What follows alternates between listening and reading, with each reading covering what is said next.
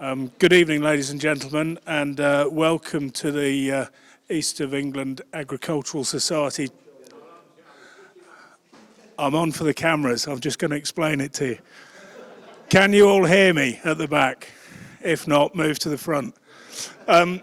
So welcome to all. We've changed the format of the Shuttleworth lecture somewhat for this year, and having had 2 or 3 years off, we are now looking to reinvigorate the lectures and be a bit more dynamic with what we're doing. So rather than a lecture, we have got our 3 speakers over there who will be talking to us this evening.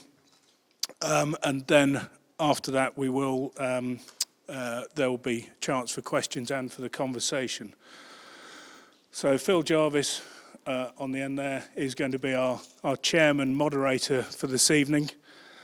We are filming this evening's event, which will be on the website at some point next week, probably. But so there's no need to take copious notes because you can review it online. So welcome to the start of the Carbon Conversation. There will be another event on the 24th of June, which will be a farm walk back here at Shuttleworth. So over to you, Phil. Thank you. Thank you very much indeed, Charlie, and welcome, ladies and gentlemen, to the Carbon Conversation. What I would say is if you hear anything you don't like from me this evening, please can you stay in your seats? There's no need to come up here and remind me why you don't like it. As it seems to be all the fashion now. I don't want any precedents set. So just to remind ourselves, I'll talk a little bit about my background. So as you can see on the flyer in front of you, the chairman of Alban Wise Farming and Environment, and I'll speak later on because I'm going to step in for Peter Allen, who unfortunately can't be here, so I'll give you a look into our journey on a big farming business in the carbon world. I'm also chairman of the Voluntary Initiative and involved with the NFU on the Environment Forum. But I thought I'd start by just saying carbon is one of the hottest subjects around now. How much of it we understand is interesting. But there's how could it be measured? What is soil carbon? What is regenerative farming? I'm hoping that some of our speakers tonight are going to answer some of those questions, and I'm hoping that you can join in the discussion as well. Share some views on our journey towards low carbon agriculture. Also, an open discussion is really the heart of this, so hopefully we're going to have probably 15 minutes each or however long it takes just to set the scene, and then we'll very much open it up to the floor for your questions. And even if we can't answer your questions, then hopefully it'll give Charlie, Amelia, James and Alison an idea of what we might bring up next time for future discussions. So I'm just going to start by setting the scene. It's not necessarily going to be all agricultural. So I'm going to talk about where we get our information from. So in this infographic here, the IPC, this is the global one. Usually I listen to what they say because they've got a lot of academia down there, and in the United Kingdom, the Committee on Climate Change. So they're the sort of astute and assured bodies who will give us good information. And this infographic here really looks into, this is a global problem here. This is something that isn't going to go away, and I'm sure there will be some commentary about whether we should be growing food and what is this carbon story, but this CO2 levels is a big problem that won't go away in the short term, medium term or long term unless we try and address it. The second thing is, what does our government do about targets? How are we going to address it in this country? And then if I bring it down to a third area, which is we're involved here. This is emissions today, and agriculture is in this bit here. It's about 10%. Globally, it's 22%, but the United Kingdom about 10%. So where are we involved, and how can we affect this picture down on farm level? Well, we're probably involved in all these areas, whether it be emissions from fertilizer, whether it be fuel, whether it be biodiversity, whether it be trees, whether it be energy. And I'm hoping that this evening, with that as an opening introduction, that our speakers will try and address some of those issues tonight. So without further ado, I'm going to introduce Tim Field. Now, I've known Tim from Agricology. He's also going to talk to us about Carbon Questa and the work with Rothamsted, and also some of his farm cluster work in the Cotswolds. So without more ado, I'll hand over to you, Tim. Thank you very much, Phil. There I am. Yeah, so I'm wearing three hats today. Carbon Quester is the sort of, I suppose, the real reason I'm here, selling wares, but also the North East Cotswold Farm Cluster was set up a year ago as is a great vehicle for making a lot of this change. Farmers getting together, exchanging knowledge, and actually tackling some of these natural capital projects at a multi-holding scale is a great way to approach it. Agricology, several years, when was it? 2012, I reckon, maybe before then. We set up Agricology as a knowledge exchange platform. If you haven't heard about it, there's some flyers there, but it's a not-for-profit. It's founded by Daylesford Foundation and GWCT and ORC, Organic Research Centre, and there's about 40 organisations involved with that. So, on to the carbon conversation, why we're all here. There's so many elements to this, so many moving parts I'm rapidly discovering after a year working in soil carbon. But I'm going to hone in on two, measuring and improving. I think Thomas will be expanding on all sorts of other things as well, which will be really interesting to hear. So measuring. What are we measuring? Are we all measuring organic matter? Well, actually, carbon's only part of that organic matter. Are we measuring all the carbon in the soil, or are we just measuring the biological carbon, the organic carbon? And where are we measuring it? Are we measuring it at the top 5, 10 centimetres, or are we going right down to a metre? Are we looking at that more active carbon that's shorter lived, or the longer lived, more permanent carbon? Where are we measuring it? Different soil types. I think we all know soil types vary huge amounts in the UK, and everything has its has different ways of responding to land management. And are we looking at different land uses as well? Are we looking at the soils under hedgerows? Are we looking at permanent pasture, or are we just looking at arable? In topsoil, deeper, I mentioned, but also it's not just about what's captured in that soil, like capture and storage of carbon, which is going to offset our industrial emissions all around the world and in our own farming productions. Not just about the soils, it's also about emissions as well. So whether that's nitrogen usage or diesel usage or cows belching and farting, whatever it might be. And how are we measuring it? There's loads of different ways of measuring carbon, using models and arithmetic based on proxies from papers and academic science and trials. Our partners, Rothamsted, have got 170 years worth of data from the park field experiments and long-term arable experiments. God knows how much data they got from that. Went to it a couple of weeks ago. Incredible, 100 different plots in a few hectares where they've got all the different treatments. Huge amounts of information, which is based, which has enabled all sorts of modelling. One of which is the Roth-C model, which is quoted in the IPCC work. It's been around for a decade or more, but the UN have been basing a lot of their calculations on how much carbon can be captured by agriculture based on that Roth-C modelling. Satellites, looking at ground cover of biomass using Sentinel satellite and all sorts of other clever tech from space. Analysing it in the lab using loss and ignition. I'm sure lots of you have heard of loss and ignition. That's basically taking the mass before and after you've burnt a soil sample and dividing it by 1.72 and deriving the amount of carbon that has come off that in that ignition, in that burning. Or something like the Dumas method, where you burn it, but you actually measure the carbon through clever sensors, and it's a more refined, more accurate measure of carbon. And then there's even sensors that can be buried in the field and tell you what's going on in your soils. And something that we've been developing is this sensor in the field using near-infrared light that you basically shine at the sample, it reflects back, and you look at the wavelengths and frequencies, and that tells you all sorts of data about that soil. What we're doing is calibrating that to lab-analysed results with the Dumas method. And so that's basically what we're trying to address at the moment as Carbon Quester. You won't really have heard of us because we haven't really gone public. All we are 4 scientists in Rothamsted and a couple of big trials. Those trials, one in Essex with Stratton Parker Farms, 2,000 hectares, 160 samples across 3 different soil types. You can look at light blue, dark blue, and green over on the right-hand sides there. And that was to test whether this sensor we've got would be an accurate representation of the DUMAS method, which is widely recognized as the more sort of commercially viable of the accurate measurement techniques. And to give you an idea, those are the 160 plots.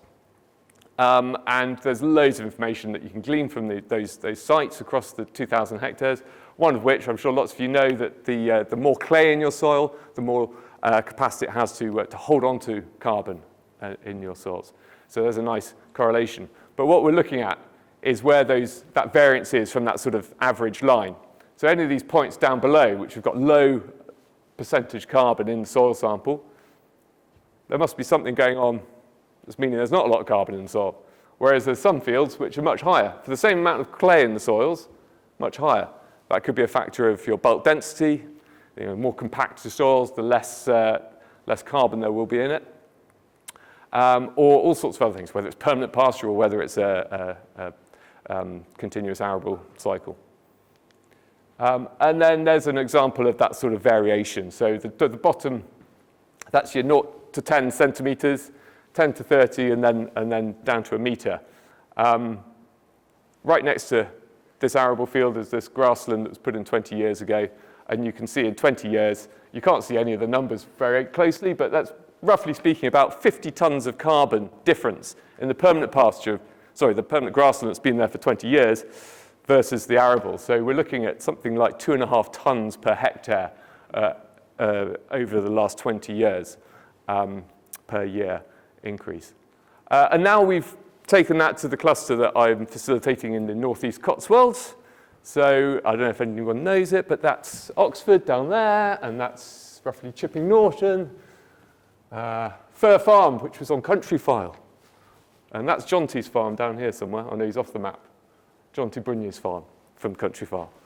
And so where you've got the fancy colours, that's oilseed rape and that's some winter wheat, I think. Those are the sample sites that we've selected. So 15,000 hectares we've now expanded this sensor technique on across 36 different farms. Blenheim and Glimpton and Ditchley, Dalesford, Great Chew, they're all in there. And that will help us parameterize our sensor because ultimately we're looking at an awful lot of variance. About 30% of those farms are organic or inorganic conversion. Extraordinarily high percentage, but that's the nature of the northeast Cotswolds, if you know it. But a lot of those farms are also going down quite a regenerative journey as well. A lot more cover cropping, reduced tillage, reintegration of livestock into their systems. And so really interesting land use and land management, but those soil types have a huge influence. This is the typical Cotswold brash, the Elmton 1 series, I think it is. Ox pasture, which is just really heavy, horrible clay, and everything in between. And of course, you've got to measure the amount of stones in your soil as well, because stones, funnily enough, don't capture carbon for you unless they're really clever. We're looking at soil here. So that's a quick, brief overview on baselining and sampling and why we might want to do that. Of course, to prepare your baseline. You can't manage what you're not measuring. You can't sell unless you've got an uplift in something or a downlift or whatever it is. So you need to know where you are. So preparing the baseline. I'm not going to go through every stage in here, but ultimately you need to verify what you're changing carbon in as well. So hence the periodic verification. And this is really important as well to consider that the SFI soil standards that are coming in, sorry Phil if you were going to mention this in your bit, I'm going to say it anyway, that if you've got to measure every parcel of your arable land within the last 5 years for organic matter, we've got to be looking at how you're going to do that. And landscape recovery, which is that sort of top tier of elms, and really focusing in on sort of natural capital and building it, looking at blended finance opportunities, so taking money from private sources as well as public sources. How do you do that at a landscape and multi-holding scale? Carbon is a kind of a no-brainer on landscape recovery, particularly if you're going down the rewilding or tree planting or reintroducing livestock or whatever. You need to be thinking about carbon if you're doing that.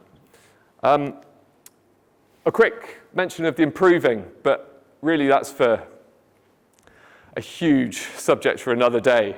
How do you improve your soil organic carbon? And that's that second step. Before you come to sell anything, you obviously need to plan to increase your soil organic carbon. And then you would model how much that goes up. Like for us, that would be with the Roth C modeling and a development of that. But that's where Agricology comes in.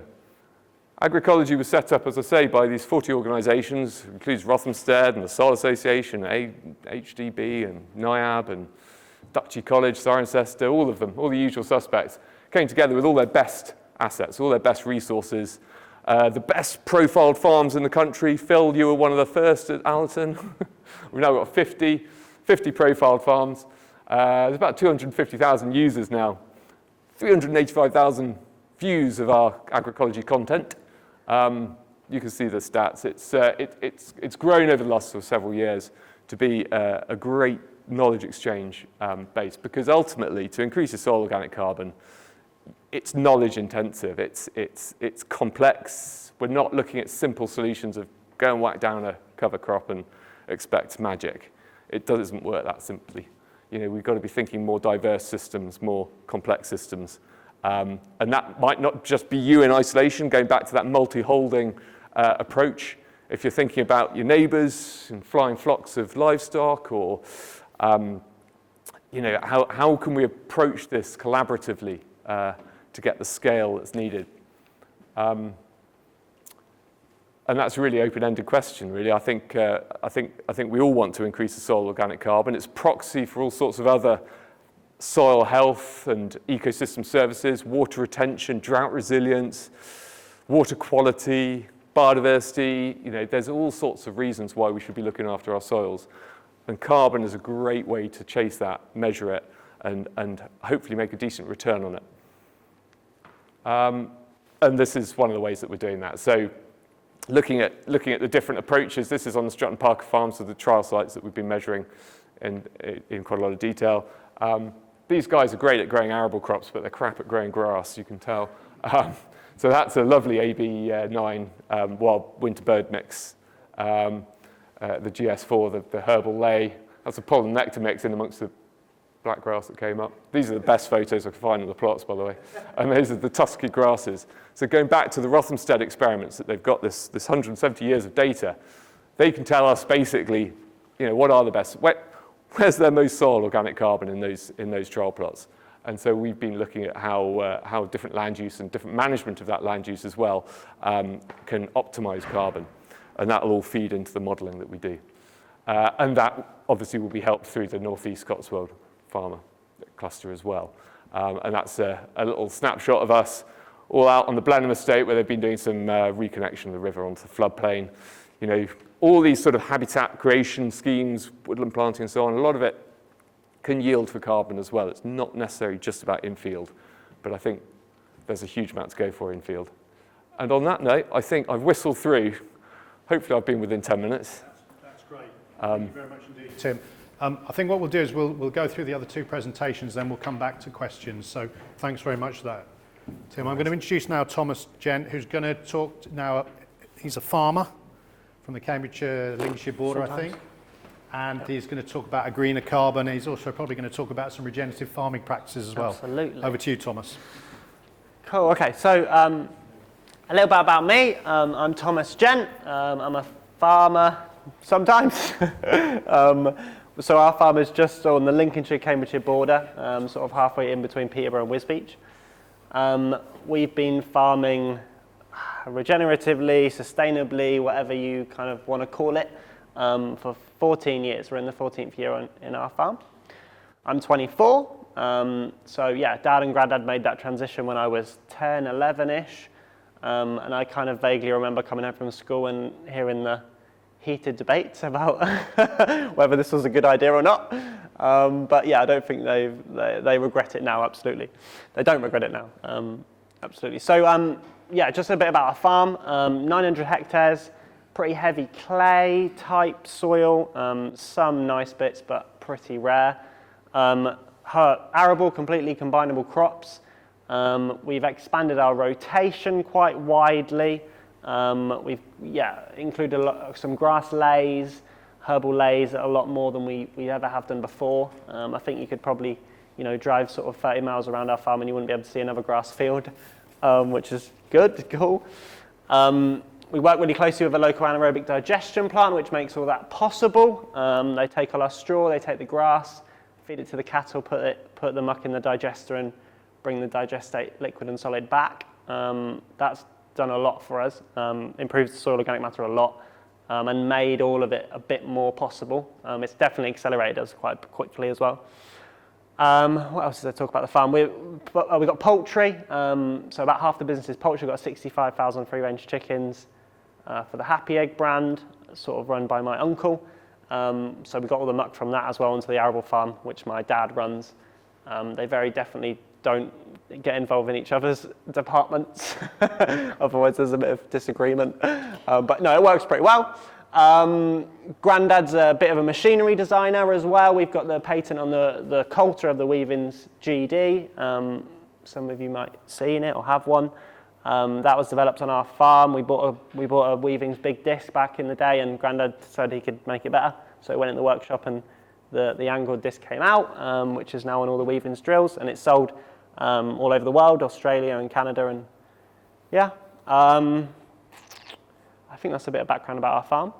So a bit of background about me. I just left school and went straight into the farm. I wouldn't know how to do any cultivation if you tried. I've never been on a farm that does any different. I don't know how to do any different.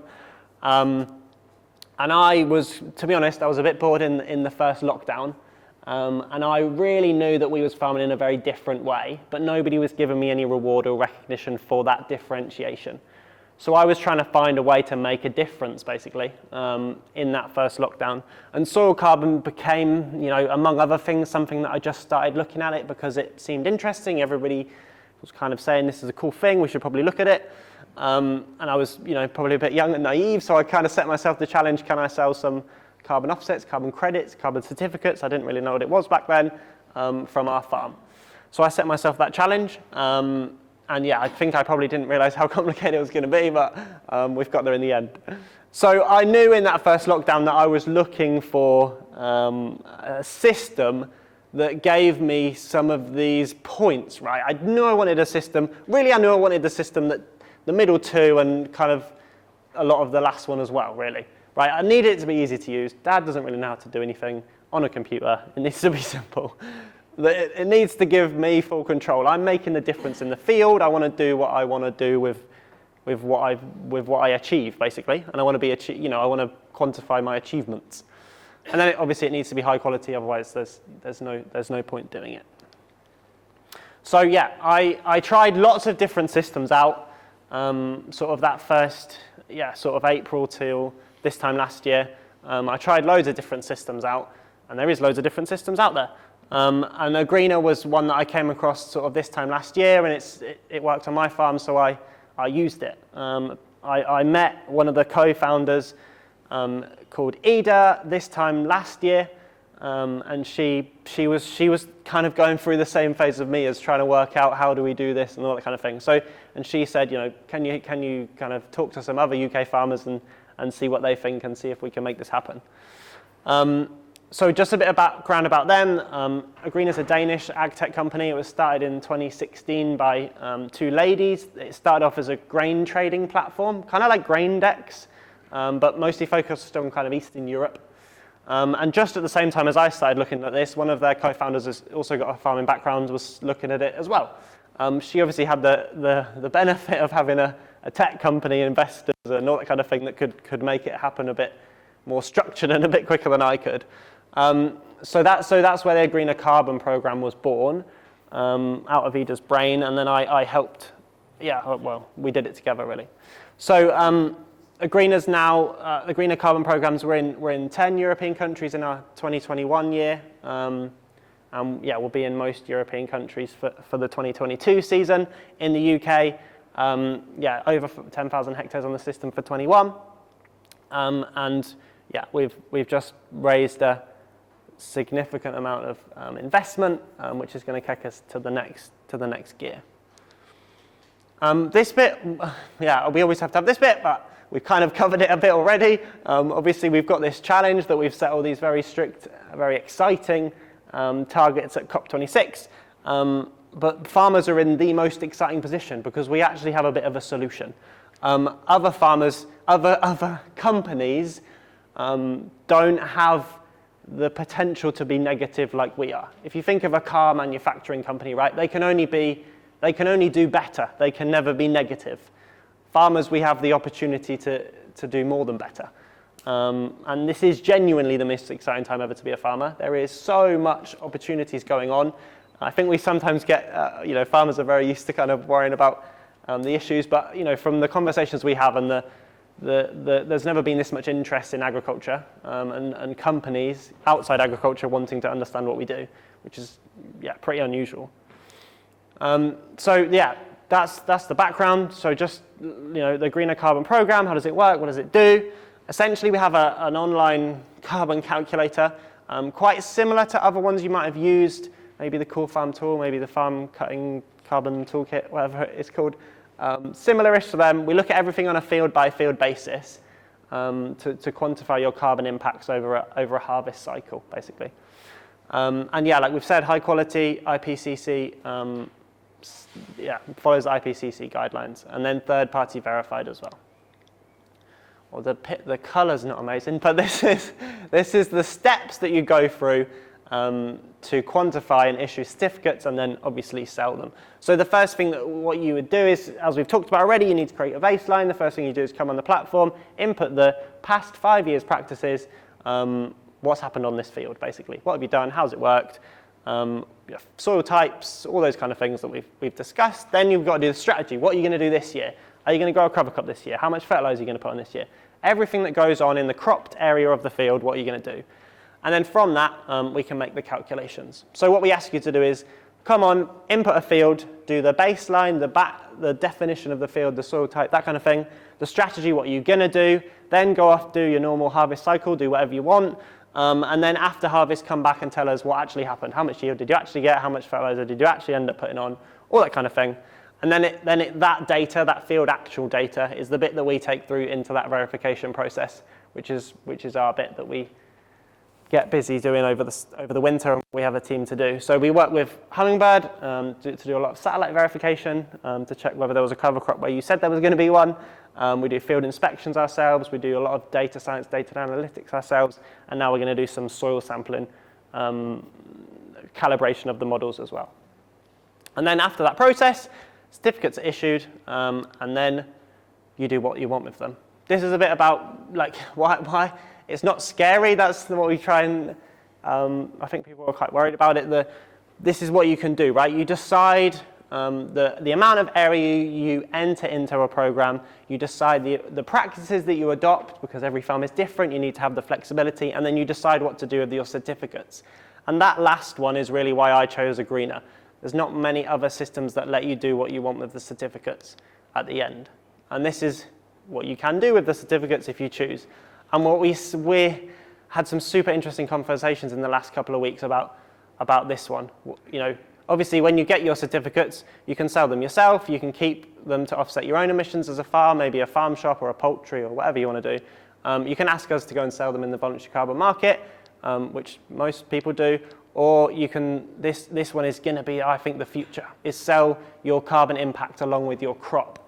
I think that's going to be the future. We've had some super interesting conversations in the last few weeks where, I just think that's where farmers are going to end up getting the most value for their carbon impact in that up through the supply chain type system.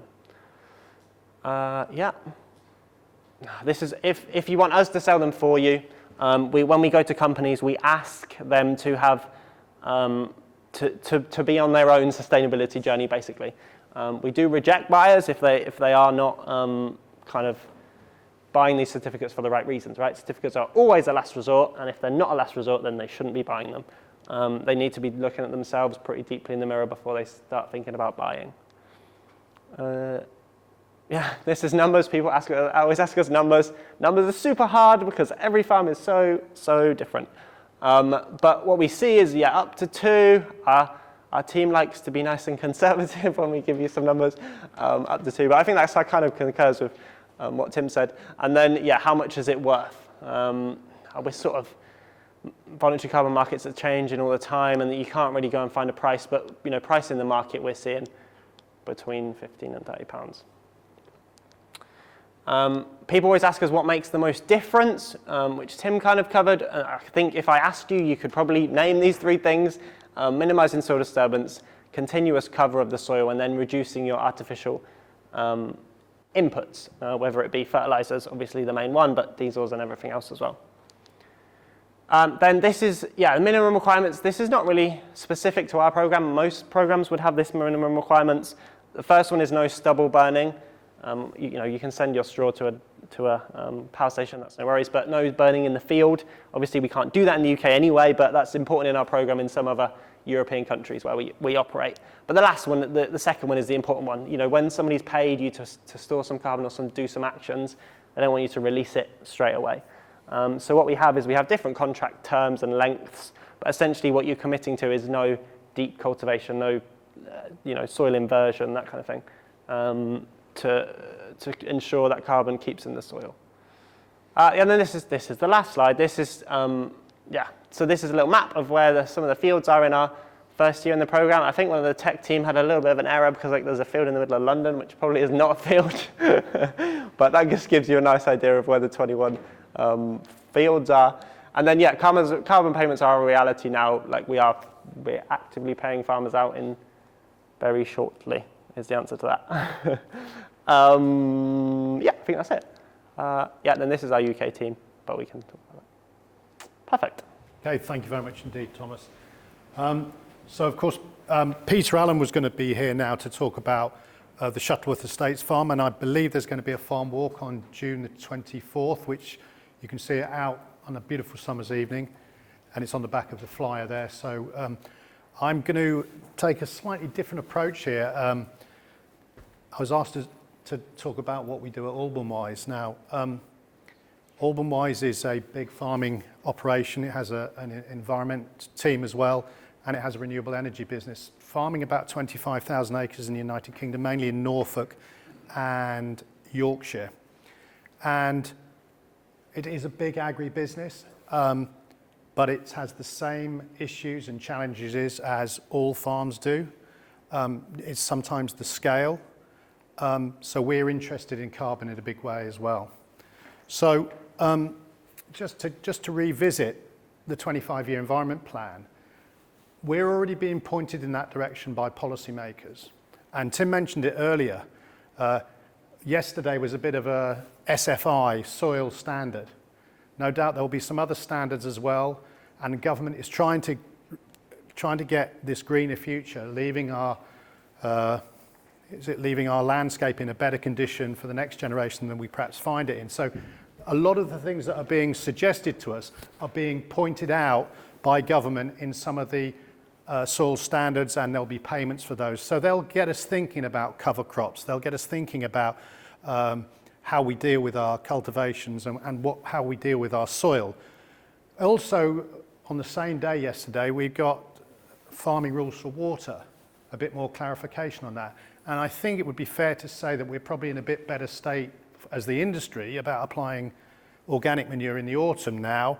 But once again, it's making us think, if there is a problem with organic matter or nutrients getting into watercourses, why aren't we using them more efficiently in our crops? Because the more efficiently we use them in our crops, the less of that fertilizer and inputs that Thomas was talking about is relevant. So it really does focus the mind. Yes, there are lots of issues around storage. There are lots of issues about when it's right to apply. But within this scheme from government, we are being asked to think in a different way.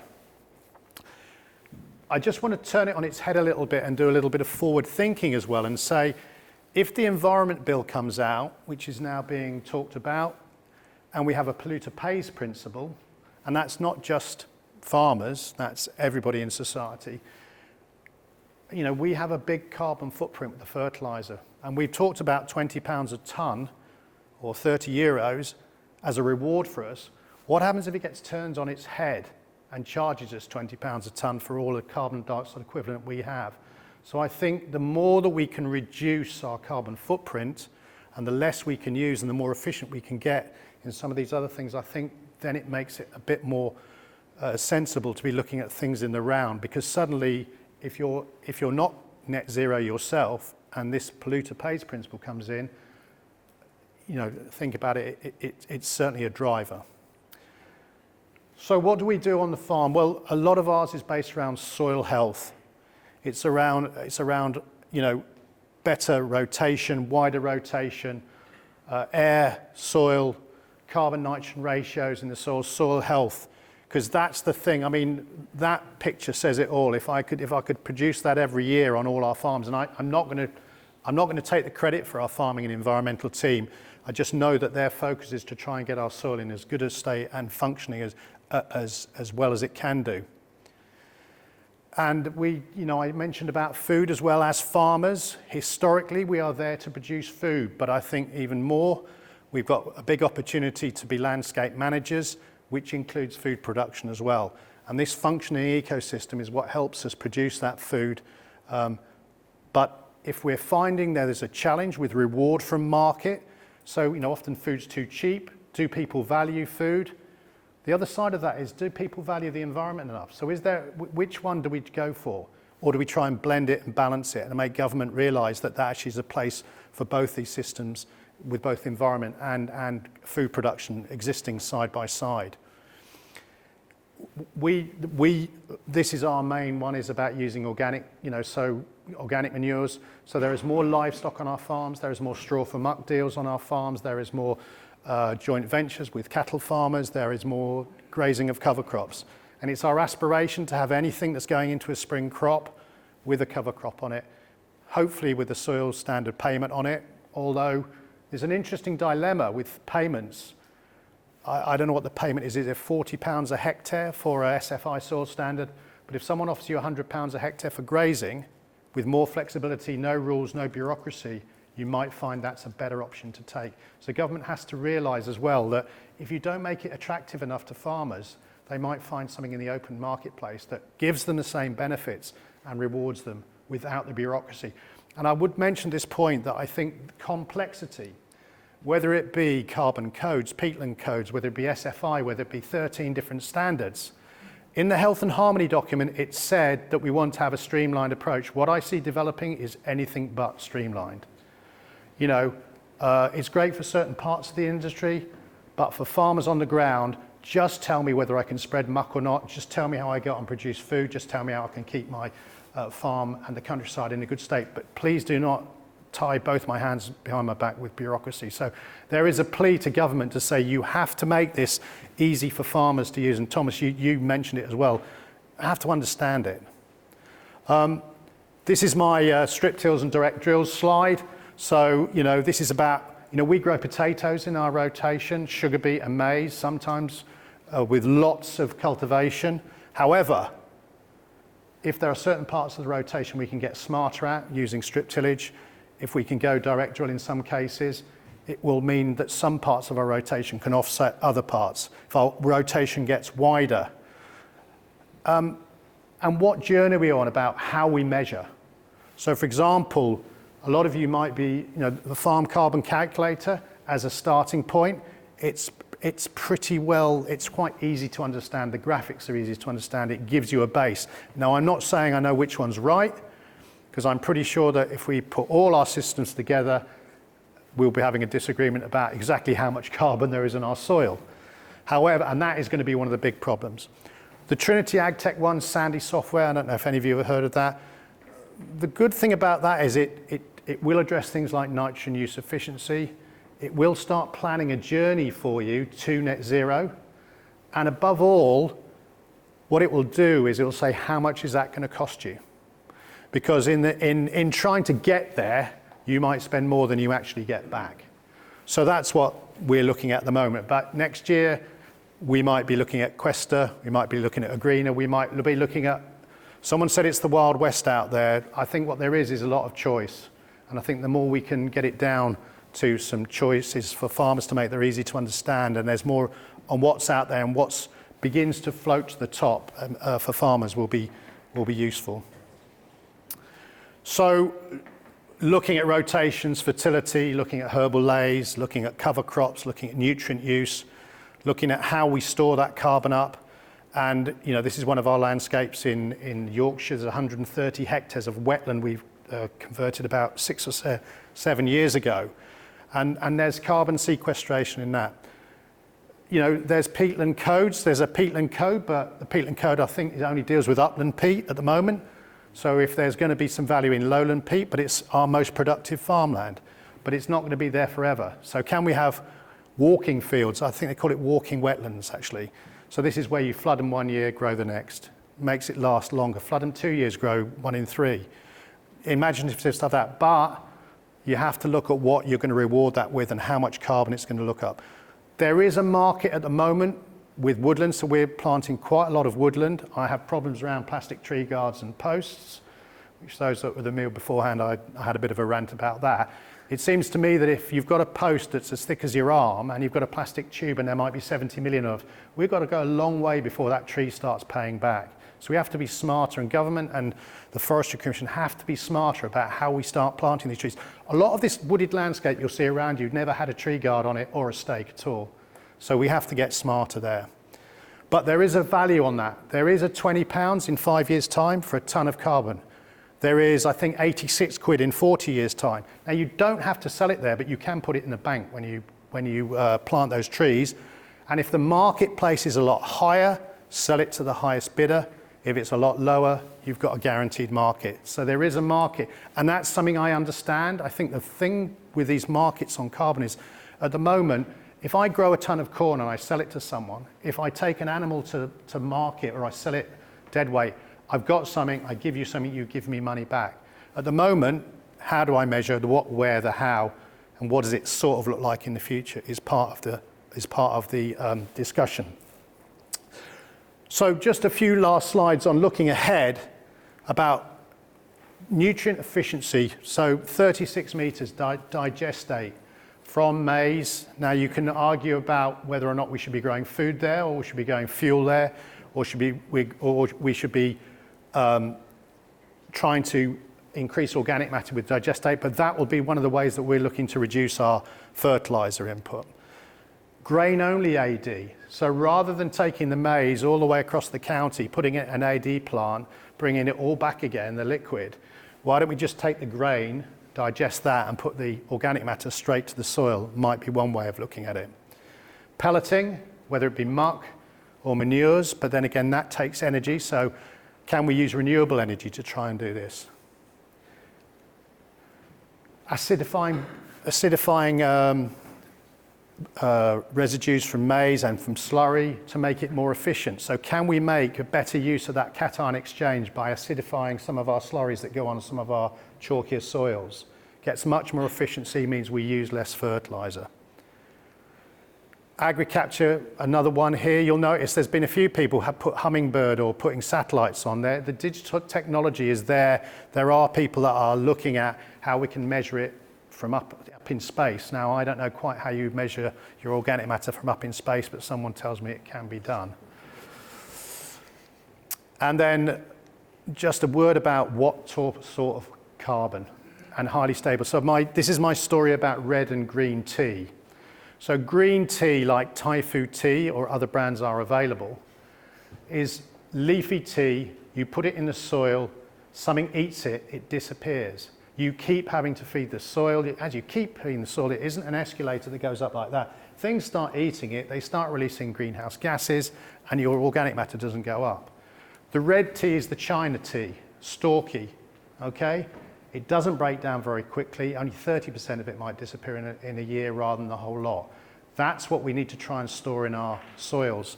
So trying to get lignin, trying to get stable carbon into the soil that takes longer to break down is probably the answer, or a combination, balance of carbon and nitrogen ratios. So these are the things we're looking at. And I think this is my final slide, is about how we can combine all that with food production in a modern farming system where we've got a system, a mindset change that allows us to make the best benefit of both carbon and the food we produce. So I'm going to leave it there, and I'm going to open the floor up to a few questions. So who'd like to start with questions on what we've heard this evening? Nobody ever wants to be first. No one else wants first? I don't mind going first as well. Charlie. Question for Thomas. Thomas, how long do I have to be in your... So if I go, how long are your contracts? How long does the scheme last for? Yeah, so we have 3 different contracts. The longest is a 10-year contract. And the important thing to say is you're only committing to the no heavy cultivation. That's the only thing you're committing to. Everything else is flexible, whether you issue certificates and what you do with them and all that stuff. So yeah, longest one is 10 years, then the middle one is 5 years, and then we have a vesting contract, which is essentially means your certificates are issued to you over a 5-year period, but what that means is you can leave any year. So we have basically a yearly contract, a 5-year contract and a 10-year contract. And obviously the 10-year contract is more generous. Yeah, on the front row here. 2 questions. One is, question number 1 is, what's the fastest rate that we could get carbon into our soils? The second question is, obviously, what's the best way to do that? I know that's a long question, but what's the fastest increase we could see realistically in carbon in our soils? Tim, do you want to start on that? Yeah. Just from the 170-year trials, Tusky grasses with metre depth roots, taking it down deep, and that's why I put up that slide of the 20-year permanent pasture versus arable. So that is your fastest rate. And just a point of clarification, which I sort of realised, is you're talking about 2 tonnes of CO2 equivalent per hectare. I put up a slide 2.5 tonnes of carbon per hectare. So that doesn't equate to the same amount. So your carbon would be what, 0.8 tonnes per hectare or something? Yeah, I think, I of can never actual remember the soil maths. carbon. Yeah, absolutely. Just because ours is, as a point of clarification. yeah, because what we calculate is reductions and removals. So we're calculating the amount of carbon you're physically putting in the soil, which is like the numbers on the board, and then also we're calculating you're using less fertilizer. That obviously has a reduction effect. You're doing a good job by doing that. Yeah, I would just add to that. It also depends on the sort of soil type you're on. I think if you're on very light, sandy soil, I think you're going to find there's more air in your soil, potentially. Or if you're on heavier soil, there may well be different. If you're on peaty soils, whether you've got... I think if any of you have read Gabe Brown and Dirt, now the caveat to that is I'm not sure he put too much data crunching in there. There was a lot of anecdotal stuff in there, but he changed his soil carbon, his organic matter, quite quickly. But he left a lot of it behind. So most of our carbon leaves our soil in the form of an animal or in the form of some grain and straw. When you're only grazing half of your and you're leaving woody grass behind and trampling it in, he was putting his carbon back into the ground there. And that's an interesting point. How you're managing that accelerates it. So if you're cutting baling and taking it away, you're taking the carbon away. But if you're using a ruminant to graze it, they're taking away a lot of the sugars, but leaving the lignin behind. And so actually that's a way to accelerate your carbon sequestration. Yeah, that's not missing the ruminants fart and belch, but yeah. But I was gonna to Tom's question, that I was gonna say is it depends what else you want to do with that hectare, right? If you want to produce some food for everybody to eat, then you can't do as much carbon as if you do something else. But that's the compromise. And I think that may well be where society might have to get to. Now I don't know how and when and how long, but we may want to feed a lot of people on the planet, but the planet may want some of that carbon back in the soil somewhere, and it may well be that it's worth more like that. Now, I haven't got a crystal ball, but leaving the carbon behind in the soil is probably one of the things that might have to get considered about. There was another question in the third row here, just here. I was going to follow on from that question. Sorry, as a potato farmer, take your 5-year contract. Could I do 5 years, plant potatoes, and then the next year go back into another 5 years? So super tricky, right? Because we have to do as much as we can to let people on board, but also, being fair, we can't really allow that because, that's defeating the whole point. What we do is we have a validation meeting with one of our team, and they'll ask you those questions. What's your plan after this period of time? And it's a bit of a grey area, and it comes down to the decision that our science team have on your strategy. But yeah, root farmers, I feel quite sorry for, to be honest, in all this, because you're on extremely valuable land, and people want your food that you're producing, but it's super hard to do carbon stuff. And that's where the weights and measures come in, and you're balancing. And so actually going back to your question about how do you max it out, I mean, thinking, and actually talking to Charlie earlier about what you've done with a 20-year agreement, Vera agreement, 20 years, 30 years, your 30-year agreement for a landscape recovery pilot, that's the sort of permanence that we want to be at. Yeah. But market makers just want to, we need to get the word out there about carbon and the opportunities and so on. But I think there's a role for potatoes, but you might be looking at having it in a 20-year rotation 4 or 5 times, but with some maxing out with grass lays and other things in between. And watch, you might be putting that carbon down a bit deeper with some deep rooting sound points and things. Like we're trying to figure it out. It's going to be so at the minute we only do a combinable arable cropland because it's simple, right? We can just, like market makers, right? That's simple, let's just do it. But permanent pasture grassland and root veg is the next things that our science team are looking at now, is like, how do we do something to help those farmers? We're getting a bit smarter with things like maize and sugar beet with strip tills, but for potatoes is a particular problem. I've seen some one-pass potato operations as well, but you need quite a few horses to pull it all, and you don't particularly get left with what you want as well, and you haven't destoned the land if you're on stony land. So there is an issue around potatoes, but in a rotation, over a whole rotation, remember there is a food discussion here as well. Sophie, and then I'll come to Sophie. Thank you. Just want to take the microphone, just there. Thank you. Don't normally need a microphone. I attended the National Agricultural Partnership Conference last week in Ireland, and there was concern amongst academic scientists and policymakers that there is as much, if not more, variation in the measure of soil carbon across different ways of measuring, approaches of measuring soil carbon, than there is in measuring soil carbon across different soil types. How can we get more confidence in the approach that we're using to measure soil carbon and reach that standard approach that policymakers are really looking for to bring some integrity to this? Excellent. Thanks very much, Sophie. That's ticked one of those questions off. Okay. So that's obviously a question for you two guys, so I'll let you go. Can I go first? Yeah. You can go first. So really, really good question, and it's a really important one to address because, as I mentioned, there's loads of different ways of skinning a cat. And I think we all agreed that we want to be in a place where we can get some decent rigour in the science. What we're doing is going out there with the DOMAS method, so that and following the protocols of the IPCC, which is roughly in our modelling every 23 hectares you're taking a measurement.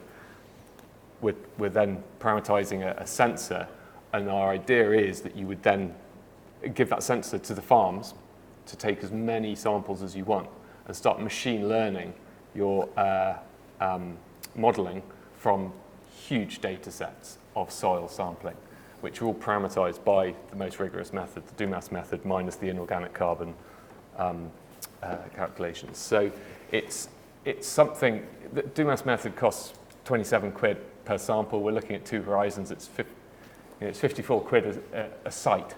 That's very expensive before you've even taken a sample and everything else.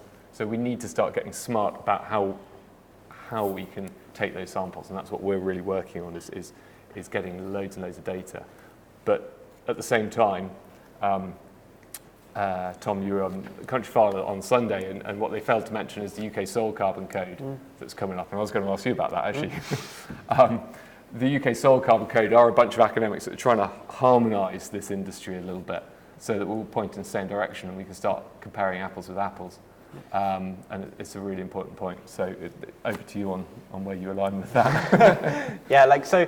I think what we are absolutely like, you know, startup market makers. Some, you know, there's demand in the market. Farmers need to make a change. You know, but everything's in the right direction, right? So what we've done is, to be honest, been very conservative. Our system is model based. It's based on industry standard, Core Farm Tool, ISO certified. You know, everything you can get, but it is model based. It's based on the practices that you do. What carbon impact does that have? You know, it's great to a point. We have a big buffer system, an insurance system that makes the buyers happy to buy it and safe for the farmers and all that kind of thing. It is pretty conservative, and I can see what we're evolving now, our soil sampling system, to make that model more accurate and to calibrate it. And we're probably going to be the biggest purchasers of technologies like SoilQuester and others that are doing sort of in-depth soil samples. But, you know, like we said, £54 a sample a hectare, I don't know what it is, a hectare, whatever, is expensive. And, you know, from our commercial perspective of the carbon market, that they're not going to swallow that price. So what's going to happen is technologies like that is going to be, I think anyway, is going to be used to calibrate models to make it scalable. Yeah, that's the only way that can happen economically, I think. I think we're slightly in a position, if we're not careful, we're trying to get to the end game before we've even started at the beginning. So we're trying to find a solution in year one to a problem that we haven't really got to grips with over centuries. And the reason for saying that is that we know that there are certain practices that we could reward. For example, you know, what type of carbon are you putting in the soil with organic additions? For example, I talked about red and green tea, grass, cover crops, livestock. There are a number of practices reducing cultivation as well that we know will increase and will. So we could start the journey by saying, why don't we reward those practices to farms? Because I think we as farmers will understand those, first of all, while the academic community get in a room and develop the soil carbon code and have the big bun fight for hours and hours about what it is you want to measure. And by the time it's finished, hopefully technology will come along. And I mean, I've seen machinery at the moment, which is as you go across with, you know, any of you looked at electroconductivity, which is looking at your soil structure, and it's altering your subsoil on the back. Well, there's now technology that's, as you're going through your field, it's probably scanning the organic matter content. It's not commercially available yet, but it could be, and then that could give you the baseline that you need. And then you'll have, because the more you capture it, the more you've got an overall picture, and the more it's verifiable, the better you're going to get. I definitely agree. Like, it's very easy to kind of pick holes and say what we want it to be like in 20 years, but to get to 20 years, it's the same as farming, right? We need to learn, and there's different bits we need to learn. We need to learn the science. We also need to learn the commercials because they're pretty complicated. And also the farming is another aspect, and that all needs to fit in a line together, but you never learn unless you do anything. It's also interesting to know that we've been told since, you know, the 1920s to the 1950s that if we ploughed all this grass up, we've deteriorated all our organic matter. By what method did you test that? Because it would be good to go back to things like the countryside survey, where there was 3,000 sites up and down the country. We've stopped doing that now. We've stopped measuring those sites with the same processes that got us to the figure in the first place. So there are some simple things. There was a question up here, gentleman here.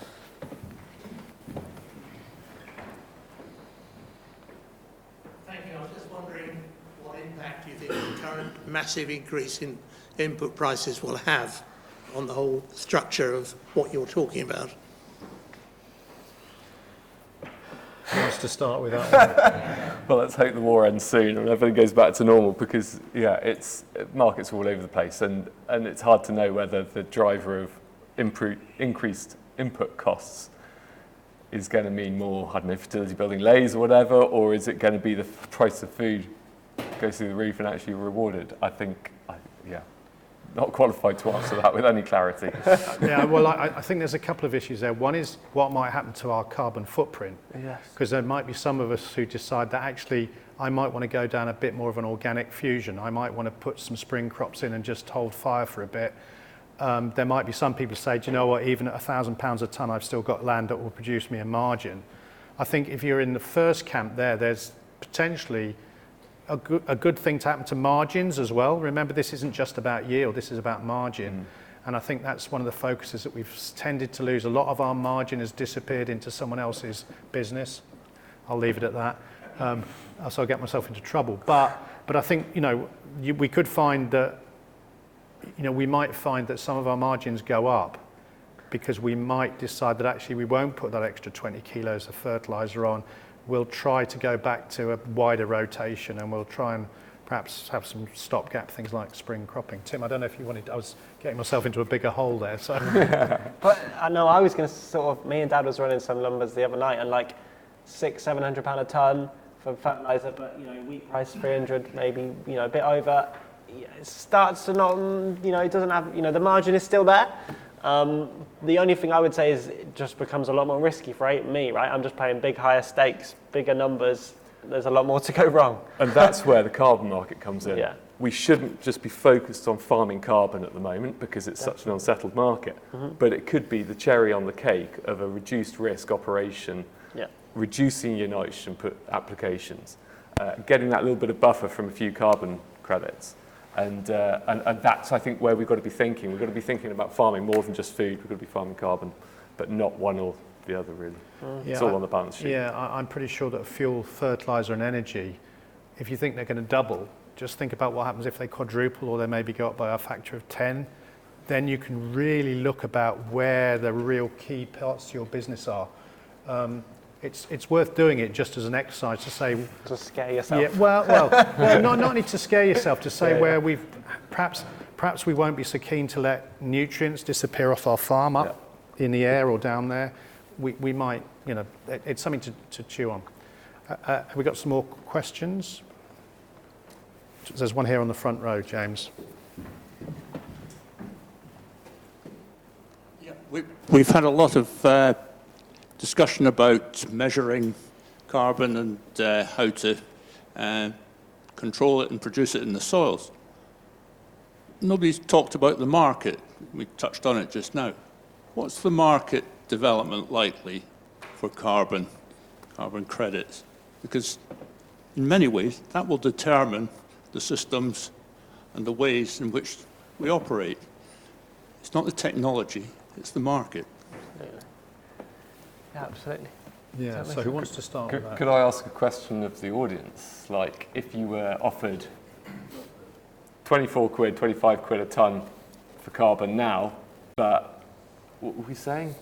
Maybe 80 quid in 3 or 4 years' time? But we don't know. And is that worth a 5-year contract or a 20-year contract? Would you be selling your carbon now, or would you be banking it and selling it in 3 or 4 years' time? I think the thing is, you kind of got to be on that journey early to make the decisions.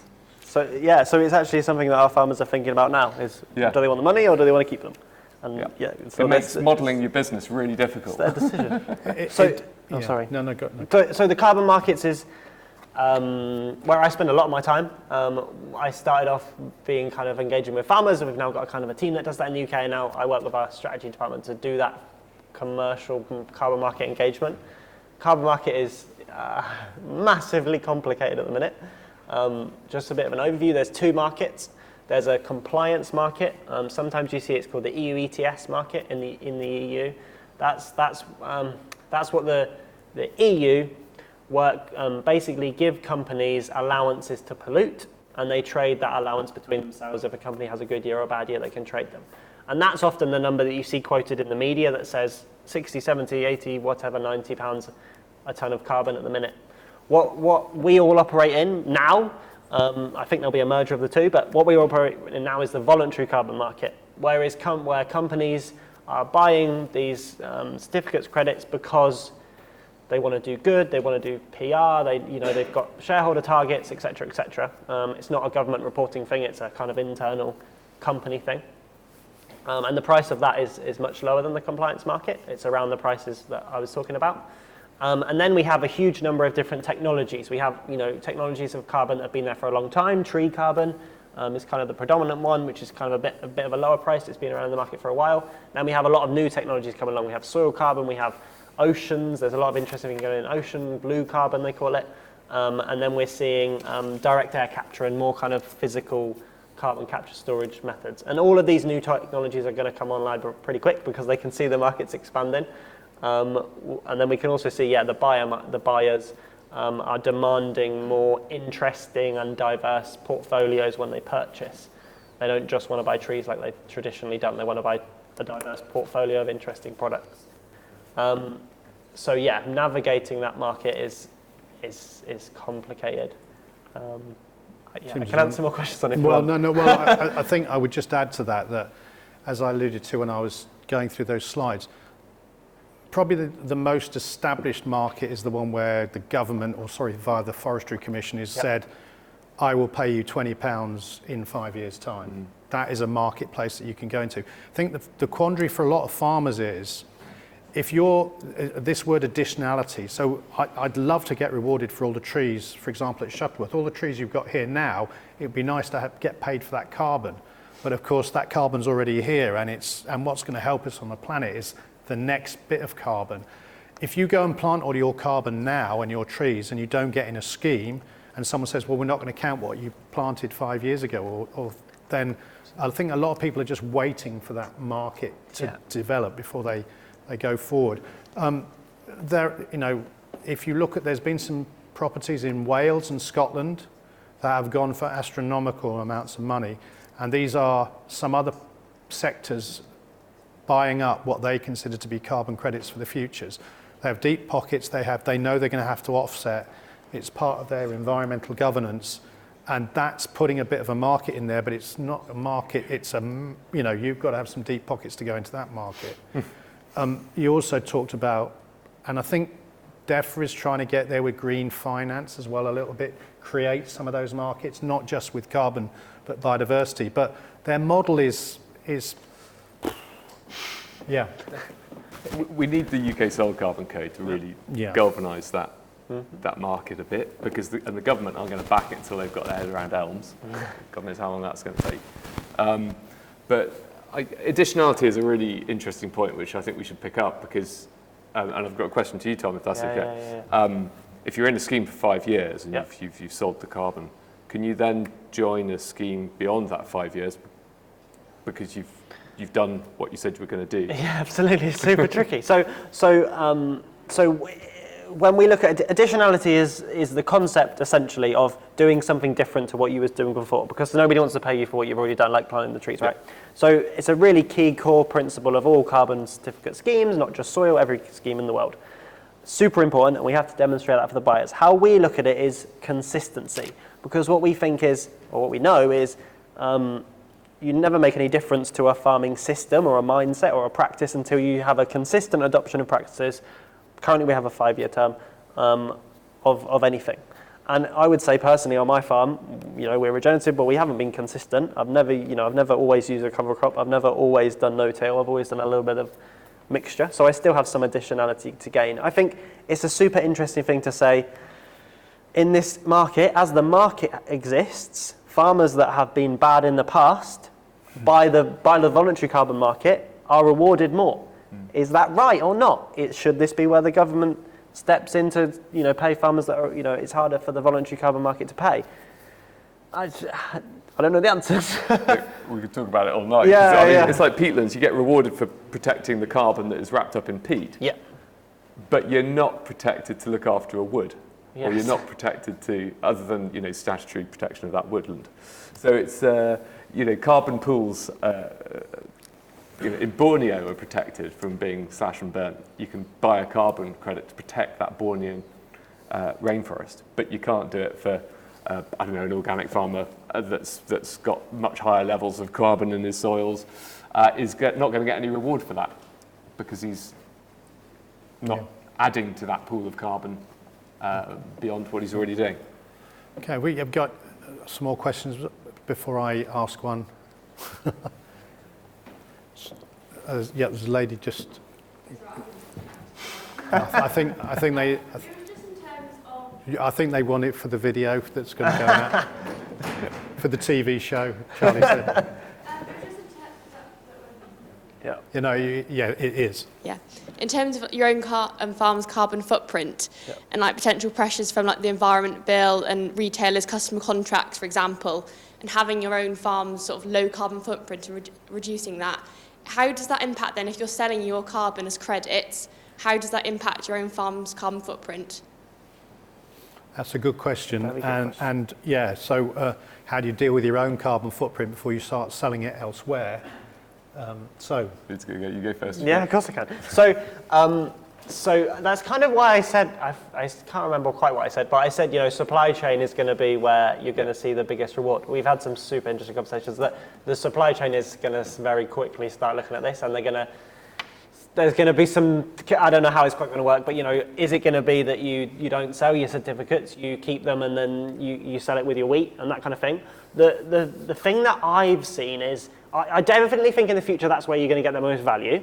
I'm very worried that retailers are just going to say, we're not going to buy it unless, and then there's no value. I'm quite worried about that. So what I firmly believe is, if I'm a farmer and I've got a separate market for this product, and then when the retailer comes to me and says, we want it now, I'll say, you can have it, absolutely. This guy's paying £40, you need to pay 41, and you can have it. And unless there's a different market for it, then I think anyway, just this is only my kind of personal thought at the minute, the supply chain might not value it. Yeah, I think farmers are pretty used to being put over a barrel by supermarkets. Yeah. And I think this is one thing that, as Tom says, you've got to really protect is the value of that carbon. The other thing the sector's pretty guilty of is undervaluing itself in terms of opportunities. And as you said, car manufacturers, or was it you? I can't remember. They can't stick more carbon in the car than they're actually emitting and producing it. Whereas we can do that with fields and food. And so we could lose ourselves in the argument that we should be carbon neutral before we start selling carbon credits. But personally, I think that's nonsense. We're at a baseline of how much the sector, the industry, farming industry, emits in producing a kilo of food. If we can reduce that, either by sequestering more or reducing your emissions, that is what you can trade. That's what every other sector is trading in the carbon markets. So let's not shoot ourselves in the foot and not tap into that market. So I think, but we do need to be smart in the way that we sell credits and look at our emissions. Robert, do you want? Yeah, thanks, Phil. We talked a lot about carbon in the soil. If you're a tenant farmer, who owns that carbon? Landlord or tenant? Good question. Super tricky. Are you a tenant or owner?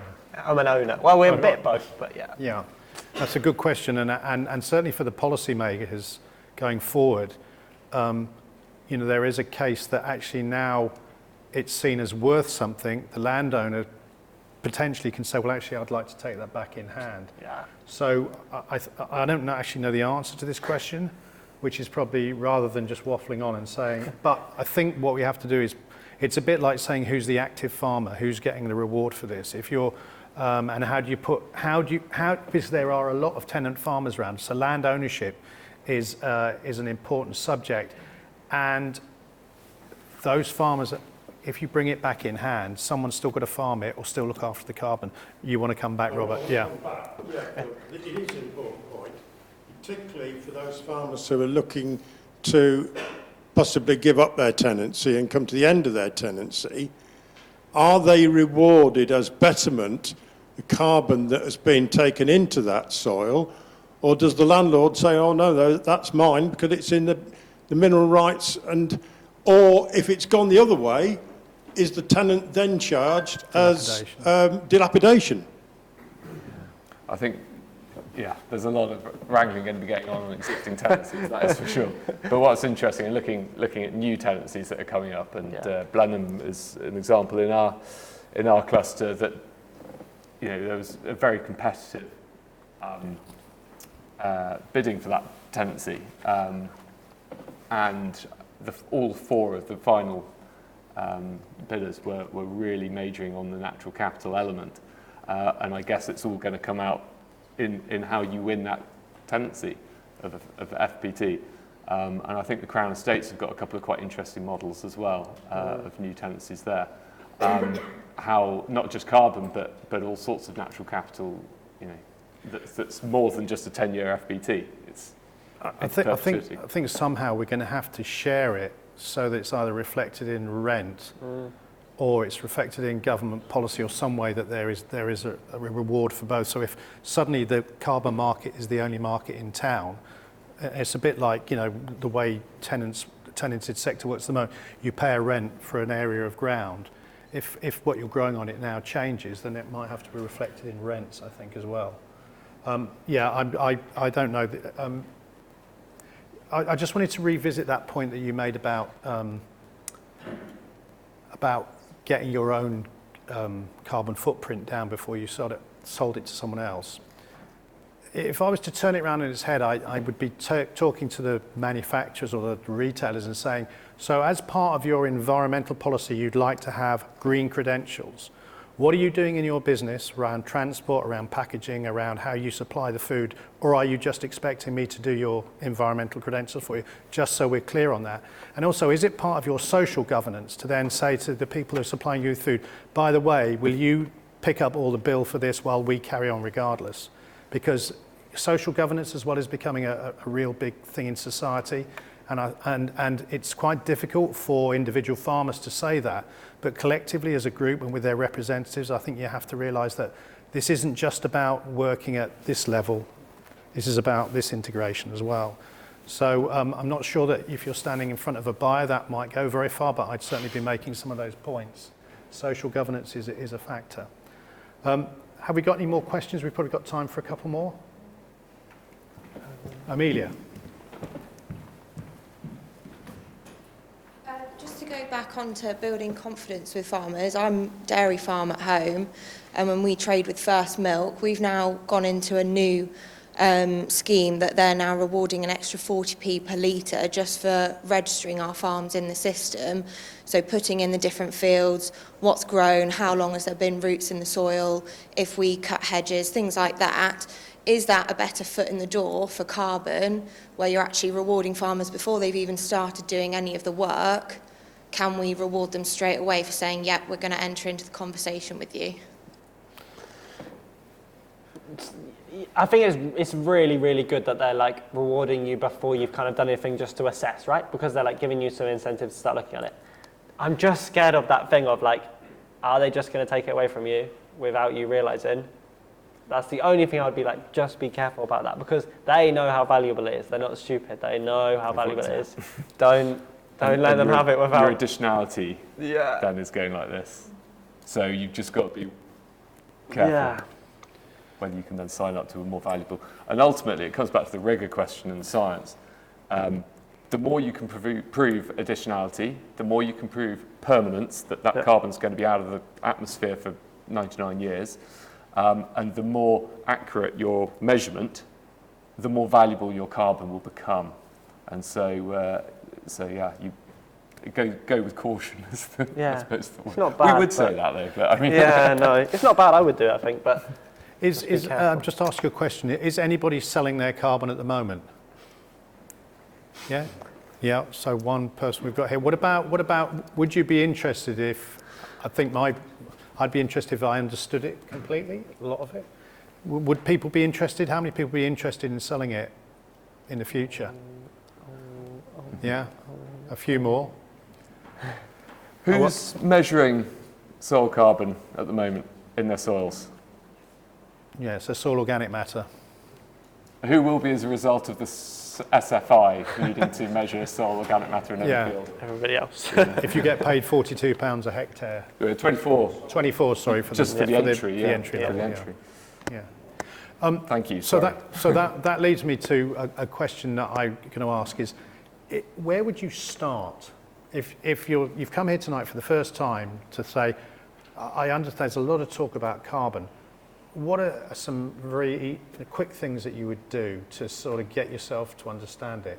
Tim, I'll come to you first to give Thomas time to think about it.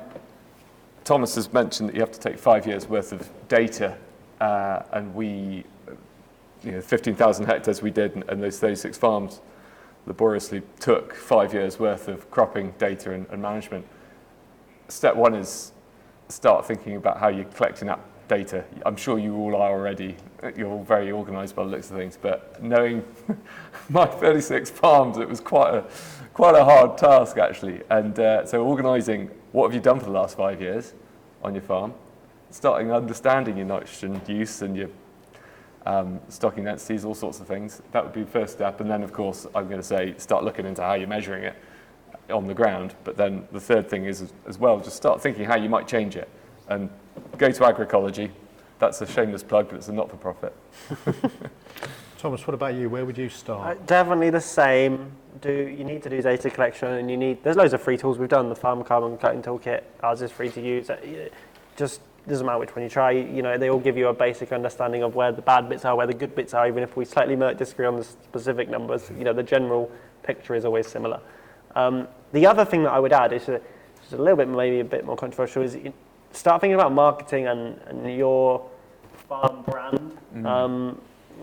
People that this is a product that you're now going to produce, and it might go through the supply chain, but it might go directly to a buyer, and they value that kind of storytelling aspect, co-benefit aspect of the new product. It makes it more valuable. So, yeah, you might already have a farm shop, whatever, but start thinking about your own personal farm brand is a big thing. I think. I'd absolutely echo that, and that would be the same if you're looking at, joined up schemes like local nature recovery or landscape recovery or anything like that. It's not just about carbon. Don't just look down the carbon lens. In terms of adding value, it's permanence, it's additionality, it's rigor in the science, but it's also about those co-benefits. So if you're doing any kind of water testing of your water courses or your infiltration tests or butterfly counts, bird counts, just have a general appreciation of what your natural capital data looks like, and that will get you into local nature recovery, landscape recovery, but also of greater value on that carbon. Yeah, there's a question up. I mean, just while on that, I would say under farming rules for water, you have to test your soils for nutrient status every 5 years. Under SFI, if you go into it, you've got to do organic matter. So I think, why not just do organic matter every 5 years while you're testing your soil and just make it and get your baseline data while you decide what carbon calculator or market to be in. Sorry, gentleman at... Yes. Could I go back a little way and say that when I was a student, which is a good many years ago, we used to have a hell of a lot, he says. We used to have discussions about the carbon cycle, which we don't hear today, because there's many carbons, carbon dioxide, carbon monoxide and carbon. And the problem is, with a shortage of food, the more plants you grow, carbon being a precursor of the plant, you will have more carbon. So because the carbon's released when the plant breaks down.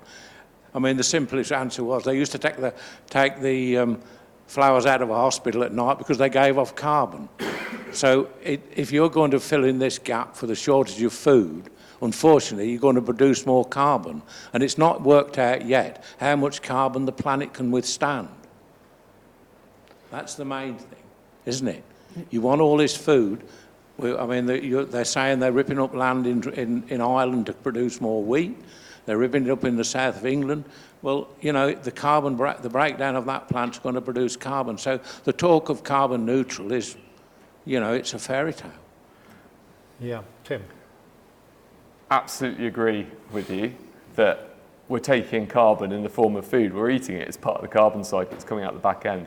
But just like fertilizers and everything else, there's efficiencies still to be made. And so we are quite wasteful both in the production of that food, that we can find some efficiencies in, and we've been mining that soil carbon for decades. We know that soil carbon's been going like this on certain farming systems, so we can either plateau it or turn it back round at the cost of maybe some food production. But again, at dinner tonight we were talking about the wastage of food between the crop and the ground to going in our mouths. What ends up in the kitchen bin, the back of the fridge, in the supermarket shelf, before it's even got to the supermarket, in the distribution hub, or even just rotting in the field because it was a bumper year and no one's there to buy it. So there's some efficiencies, and wastage is horrendous. It's a third of our production globally is wasted. I'm bound to say I didn't pick that up in your talk. No, thank you for picking it up now. Thank you. I didn't pick that up. I mean, the food wasted is phenomenal. Yeah, absolutely. I was just saying, you've got to remember that carbon is a precursor of the plant. Yep. You can't do without it. So to start saying it's going to be carbon neutral in the plant is a fair story, because it can't be. It's impossible. Yeah, I think it does focus on the fact that whoever we think is the problem in this, whether it be livestock or it be, we're probably we are, population growth. The fact that we need more and more food. I mean, if you think about global money for global goods, what we really need is more trees that produce oxygen and take in carbon dioxide. But that's all very well. If I planted an acre of oak trees, it would take 50 years for those oak trees to remove the same amount of carbon as an acre of wheat. Yeah, so my point is that we've got to stop cutting down those trees on the other side of the planet that are already doing that and planting them with a sticking plaster in our own country. So You've got to stop eating palm oil. Yeah, that's point. it. If we rewilded half the British countryside, we'd just end up buying more soya and palm oil from overseas. We've got to be very careful. You can't restrict the farming practices in this country and then go and be sure then go and wipe from the dustbins of the world, because that's what's going to happen. Yeah, absolutely. It needs absolutely. Yeah, we'll probably make this our final question, I think.